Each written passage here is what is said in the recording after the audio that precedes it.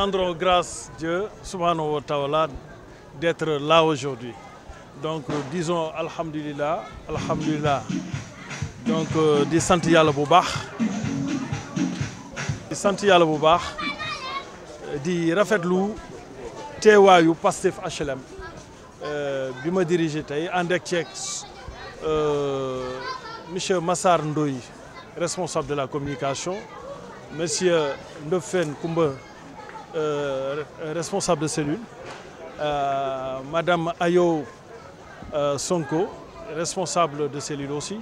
et madame War Paye, aussi responsable politique ici aux HLM.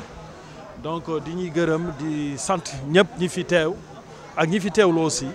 di sant yàlla bu baax parce que yàlla moo ñu may lii ñu fekkaat ko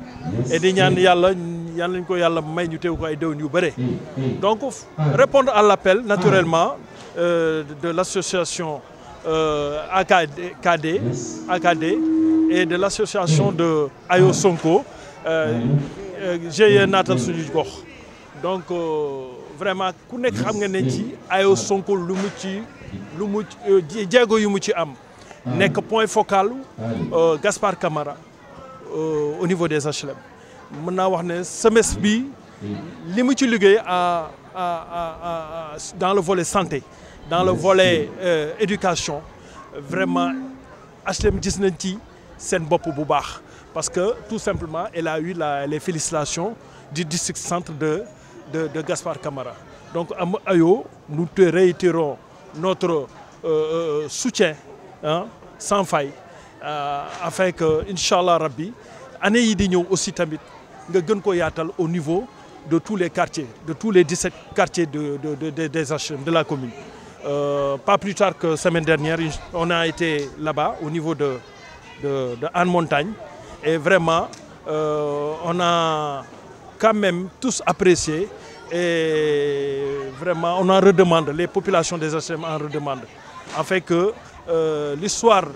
du paludisme fête ñu définitivement ginnaaw. Donc maa ngi ñaanal toutes les populations des HLM mag ak ndaw xale ñëpp toute la jeunesse des HLM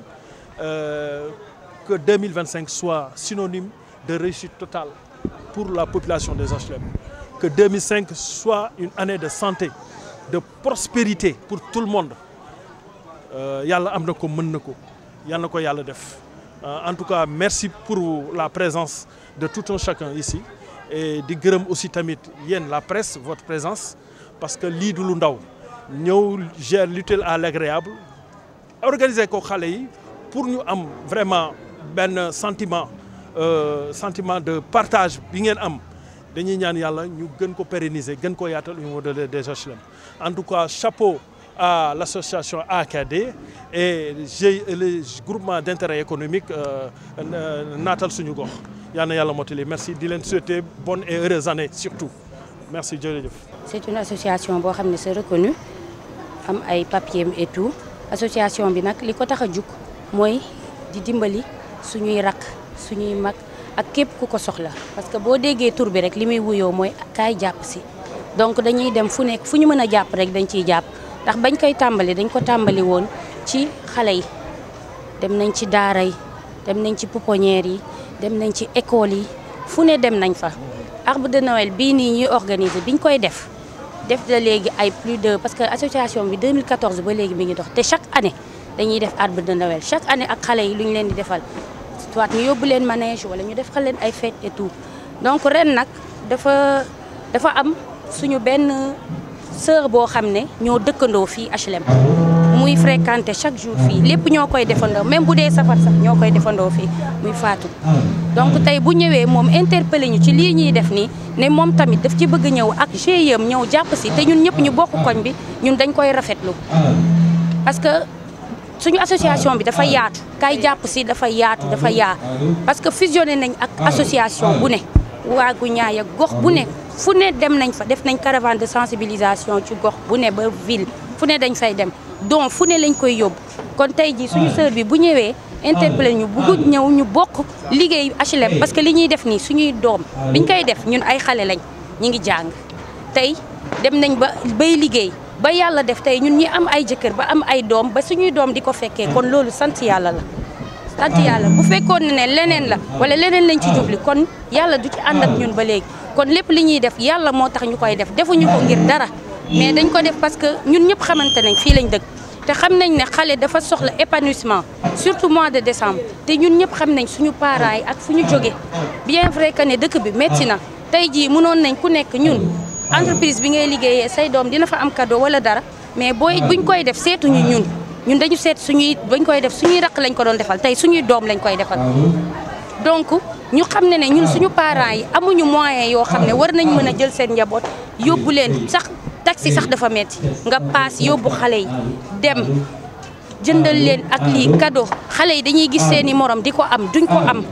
xam nga loolu dafa métti looloo tax ñun ñu jël décision chaque année ñu koy def pour di bégal xale yi nga xam ne amuñu opportunité ak comme seen yeneen morom yi nga xam ne dinañ dem recevoir ay cadeau wala seen parents yi am nañ moyen pour di leen yóbbu fu ñu leen di bégalee ñun ñu dajale xale yëpp bàyyiwuñu kenn HLM 1 ba 6 ku mën a ñëw waagu ñaay bàyyiwuñu fenn ne leen ñëw leen andi seen doom yi ñu bégal leen ànd ak ñoom kafoore ñu lekk naan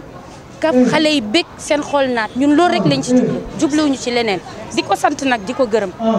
waaw parce que elle a été très réactive parce que affaire yi dafa gaaw te lu mu gaaw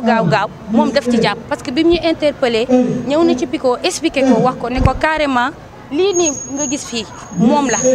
moo ci jàpp Strat bii Tampico bu ñu sponsorisé tey c'est à cause d'elle parce que moo ci ñëw wax ñu nañu def leen rédiger leen lettres yi nu mu gën a gaawee mu jël dem déposer ñu andil ñu lii kon dañ koy gërëm di ko sant pour te dire que yëfi xale rek yàllaa koy ànd ak moom parce que lii yëpp foogeew ñu ko woon tey jii mu ñëw am leneen ak leneen am te chaque année nii la. leneen ak leneen voilà chaque année dañuy day gën a yokk jox nañ fi daaw c'était daawaati géej plus de 300 xale ñu jox leen ay cadeaux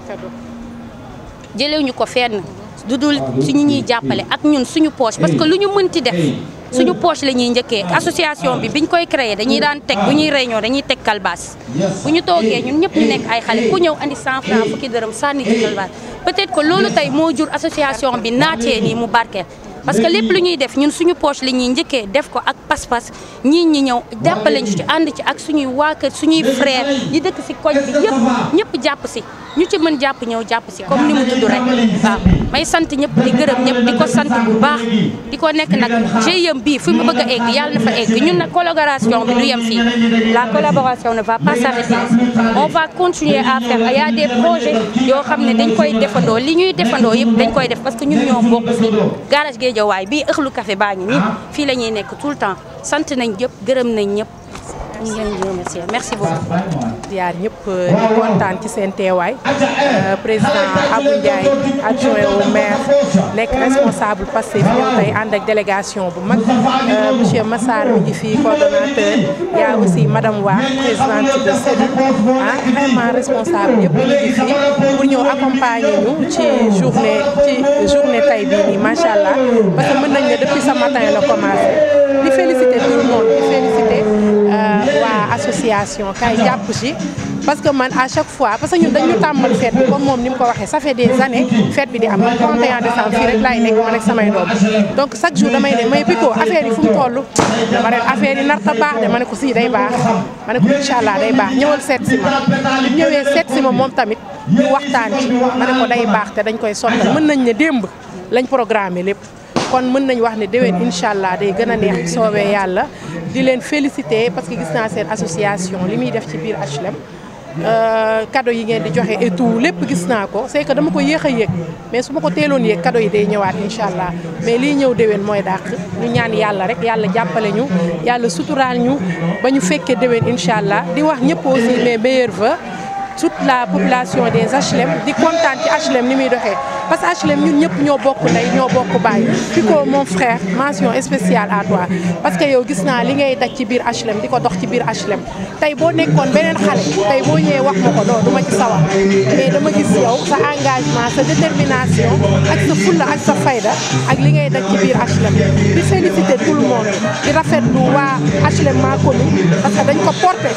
waa DDH mën naa ne HLM bi yëpp ñu ngi leen di félicité di kontaan ci ñëpp di leen wax ne meilleurs vœux et bonne année yàlla nañ ko fekkee déwén incha allah merci.